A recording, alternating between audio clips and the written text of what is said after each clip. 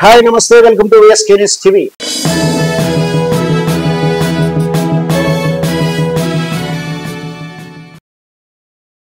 సంచలనం సృష్టిస్తున్న CMR college issue. చీమకూర Mallareddy గారి college గుడ్లపోచంపల్లిలో ఉన్నటువంటి కాలేజీలో బాత్రూములలో సెల్ ఫోన్లు పెట్టి మహిళలుగా లేడీస్ స్టూడెంట్స్ యొక్క వీడియోలు చిత్రీకరించారంటూ హంగామా జరుగుతూ ఉంది, ఆందోళన జరుగుతూ ఉంది.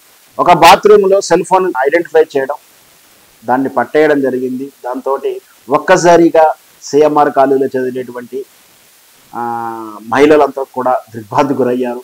యావత్ రాష్ట్రం కూడా ఒక్కొక్కసారిగా ఆందోళన గురైంది. ఎందుకంటే సిఎంఆర్ కాలేజీలో తమ పిల్లలు చదువుతూ ఉంటున్నారు, గతంలో చదివారు, ఇప్పుడు చదువుతున్నారు, భవిష్యత్తులో కూడా చదువుతారు కొందరు పిల్లలు.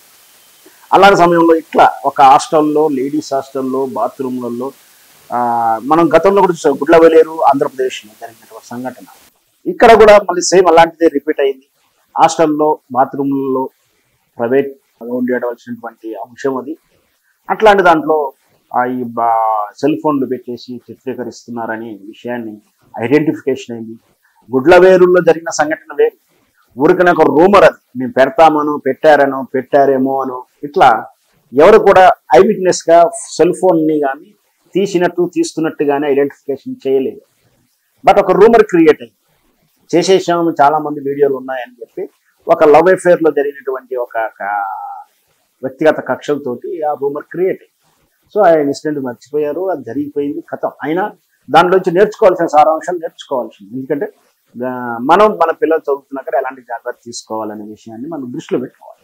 అలాగే ఇప్పుడు సిఎంఆర్ కాలేజీలో జరుగుతున్నటువంటి ఈ ఇష్యూని చూస్తే దీనికి ప్రధాన కారణం అక్కడ పనిచేస్తున్నటువంటి బీహారీ వర్కర్లు, హాస్టల్లో కుకింగ్ గాను, థర్డ్ ఫోర్త్ గ్రేడ్ వర్కర్లుగా పనిచేసే వాళ్ళు ఉంటున్నారు. ఇప్పుడు మన తెలంగాణ ఏర్పడిన తర్వాత, బంగారు తెలంగాణ ఏర్పడిన తర్వాత వలసలకు వెళ్ళేటువంటి విధానాన్ని స్వస్తి పలికి తెలంగాణకే వలసలు వస్తున్నారు. దాంట్లో ముఖ్యంగా బీహార్, ఛత్తీస్గఢ్ నుంచి చాలా మంది వచ్చారు. ముఖ్యంగా దినసరి కూలీలుగా వచ్చినటువంటి విధానం మనం చూసాం. వీళ్ళంతా కూడా క్యాటరింగ్ సర్వీసులు, భవన నిర్మాణ కూలీలుగా పనిచేస్తున్నారు. ఎక్కువ బార్ అండ్ రెస్టారెంట్లో సర్వీస్ బాయ్లుగా పనిచేస్తున్నారు. సో వాళ్ళంతా కూడా బీహారీ వాళ్ళ గ్యాంగే, బీహారీ వాళ్ళ వర్కర్లే ఆ క్యాటరింగ్ లేదో పనిచేస్తారట. వాళ్ళ అనుమానితులుగా ఒక నలుగురిని ఐడెంటిఫై చేశారు.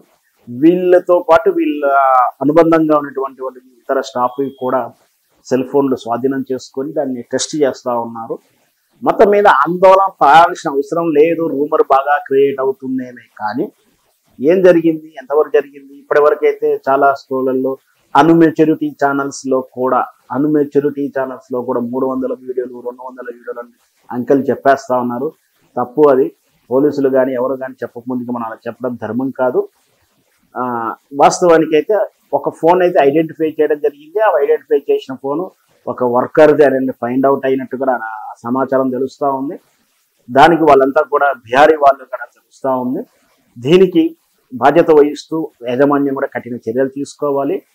కానీ దీనికి మల్లారెడ్డికి ప్రత్యక్షంగా సంబంధం లేకున్నా కానీ మల్లారెడ్డి గారి పేరు వాడుతూనే థంబ్నైల్స్, స్టోరీస్ చేస్తూ ఉన్నారు. ఏదన్నా కూడా మల్లారెడ్డి గారి కాలేజీ కాబట్టి చివరాఖరికి ఆయనకే బాధ్యత వహిస్తూ నైతిక బాధ్యత అయినా ఉంటుంది. మరి వేచి చూద్దాం. కేసులు దర్యాప్తు చేసి ఎంతవరకు ఎవరు దోషిగా నిలబెడతారు, ఏం జరుగుతుందనేది మనం చూద్దాం.